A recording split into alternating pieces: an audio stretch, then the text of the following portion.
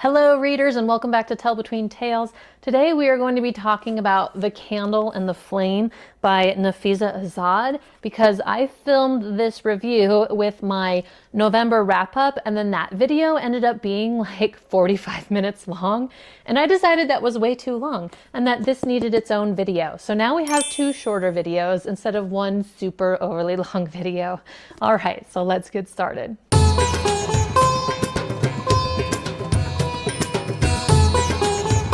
This was the last book that I read for the month of November. This one is the one that I picked up at the book fair for my middle school kiddos. It was fine. Like, the story was okay. It deals with Genie, or Jinn. I'm pretty sure the D is silent. D-J-I-N-N.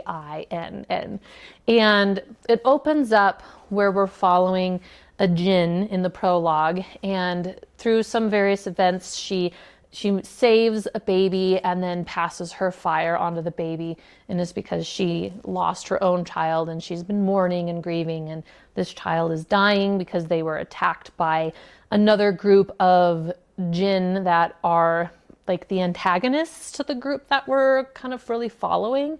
I forget what their name is. They all have their own names for each classification or different type of Jinn. She gives her fire into this girl whose name is Fatma, or Fatima. I have no idea how to pronounce it. F-A-T-I-M-A, Fatima, to save her life. And then that girl is then picked up by a soldier, and this soldier raises her.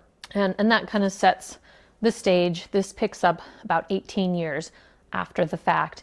And our main character, Fatma, she and her sister are orphans because this group of the same group that had attacked Fatma's caravan when she was young ended up wiping out the city, and they were the only survivors, Fatma and her sister, and then this old woman who they've kind of adopted as their grandmother.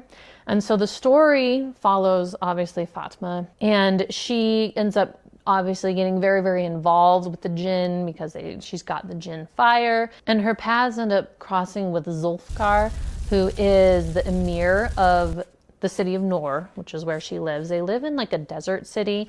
It's very inspired by Arab culture and Indian culture and Muslim culture. Is that the right thing to say?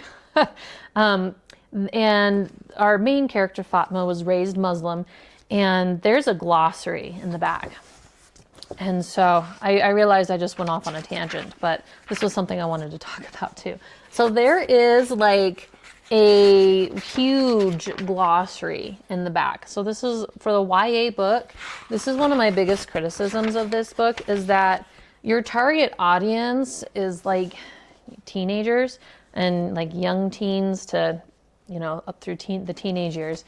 And if I felt me reading it, it was really hard to get into because she uses so many Arabic and Muslim words, especially at the beginning. And I'm like, I have no idea what you're saying. And like, I get that you want it to feel unique and you want it to feel immersive, but it was a little bit too much so for, the standard American readers, I feel like, because we don't know. I mean, I'm 37. I didn't know what all these words were. I mean, how do you expect my 12-year-old to know what all of these words were? But I mean, just even in this very first page in chapter 1, when Fatma wakes up, it says, Fatma slips out of the charpai and pulls on a shalwar under the tunic she usually sleeps in. She moves swiftly out of the bedroom and into the bathroom, where she performs wudu in front of the shaky but clean sink. Her ablutions complete, she leaves the apartment with a dupatta on her head, a lamp in her hand, and a prayer mat under her arm for the open rooftop of the building in which she lives. And so just in the very, one paragraph, I had to look up 4 different words because I'm like, I don't know what all of these things are. I'm like, why do you have to say Fatma slips out of the charpai? Like, why don't you just say she gets out of bed? And then you can explain what her bed looks like if you want. Like, all of these things, and it does it over and over again. And all of the food that's described in here is real food from from like Indian and other cultures. And the clothing too. I mean, I feel like this book needed a picture guide. So like these are what the traditional clothing looks like that I'm telling you about, because I was on Google looking up all of these because they're so descriptive of we have this piece and we have this piece and we have these clothes and this clothes. And like there's a scene where the princess is looking at herself in the mirror and it's describing all of the jewelry and all of the clothes that she has on. And I'm like, I am so lost. Like this is where I was on Google looking everything up. I was like, what is this? What is this? So it's like the name of like the traditional headpiece, the name of the traditional belt, the name of like, and I guess the good thing of that is that you get exposed to all of these words. Cause I mean, they're real words and they're definitely useful, but at the same time, it really jars you out of the story. And I just feel like it would be much more difficult for younger readers to follow along. And then there's scenes where they're going to the market and she's just describing, not even describing all of the food, she's just listing off what all the different vendors are selling. And I'm like, don't know what that is, don't know what that is, don't know what that is. And so like, I guess I'm going to go Google a whole bunch of food now. And so that's my biggest criticism of this book is that I feel like you're constantly getting yanked out of the story because there's all of these lists of not very well known clothing items or different routines that they're doing. And they're not unique to the book. They're things that are done in real life. But if you don't have a study, like I think most Americans don't, of these cultures, and their traditional words. I mean, I wasn't raised Muslim. I don't know what all of these things are. And so I feel like she could have easily gotten around that by being a little bit more descriptive instead of just putting the glossary in the back, because that was hard too. I tried to use the glossary in the back and that was just really annoying. I really did not like using the glossary in the back. Like, just tell me what she's doing. Like, don't say she performs voodoo. Go describe what she's doing.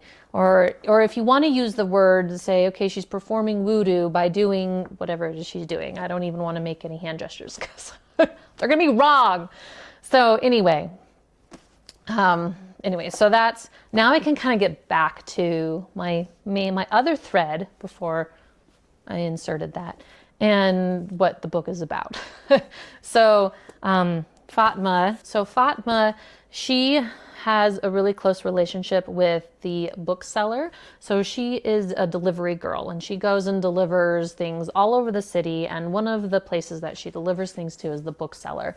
And he specifically requests her to deliver the books. And he's taught her a lot of things over the years, different languages and different skills and educational, lots of different educational things. And so she has a very close relationship with him, and he is Jinn. And these Jinn have a specific name, and it is evading me. I can't remember the specific names of the different Jinn. And anyway, so he is actually a very special Jinn, and he is the namer. And you find out what that is and why that's important in the book. But Zulfikar, who is the emir, or like one of the leader Jinn of the city, because the city is ruled half by the Jinn and half by the humans. And Fatma gets caught up in this whole political trial and struggle. She ends up getting intertwined with the royal family, the ruling family, and there's this love story that develops, obviously, between her and Zulfikar. And it was kind of funny because one of the reasons why I was like, I have to read this before you do is because on the cover it says sizzling romance. And I'm like, why did they put that on the cover? Like, that has just got to be a reference to the fact that sizzling is like fire magic, right? So it's got to be sizzling because there's nothing sizzling about this romance. This is a very good Muslim girl. And so let me tell you, there's no sizzling romance, but it is a very cute story. Now, what I would say about it is that it is really, I think it would be good for any teenage girl to read. This is a story that is very much geared towards girls, and the messaging of this book is a bit on the nose. That would be the messaging of no one can force you to do anything you don't want to do, but it's very much in reference to sexuality. So there's this scene, there's several scenes where the prince of the realm is looking at Fatma with like, ooh, I want you eyes. And he's like assessing her, like gazing up and down. And it talks about how Fatma feels so disgusted and violated. It is a little bit over the top, but that, and I say it's a little over the top because it's brought up again and again and again and again. And then I feel like there's a little bit of wish fulfillment in here, in the sense of like, if you ever just wanted to like punch somebody who does something stupid like that, if a guy is like pushing you and you just want to do something where you can just knock him out and like totally be like dominant, like, see you, like, loser. Anyway, so this happens in the book because Fatma uses her fire magic, and because the prince comes up to her and grabs her and says, what are you gonna do? I'm the prince and you're a nobody and I can do whatever I want to you. And she burns his hands. And then the queen just like totally lays into him and says, how dare you assault one of the girls in my, because at this time she's she's in with the royal family. How dare you assault her? And then she goes on this whole speech about how you can't, like, women are not objects and you can't just use them for whatever you want. And so, you know, that messaging in there, which I think is very good for teenage girls to be like, yeah, I'm not an object. I don't ever have to tolerate being looked at in a way I don't want to be looked at, or touched in a way I don't want to be touched. And, you know, if someone is doing something that makes me feel uncomfortable, I need to go and, like, I can get help, or I need to let them know that I'm not happy with what they're doing and that these actions and behaviors are not okay. So, I mean, I think that those messagings within the book are very good, which are all wrapped up into the main story. It's all involved and intertwined. And so I thought it was a pretty fun read. I gave it 3 stars.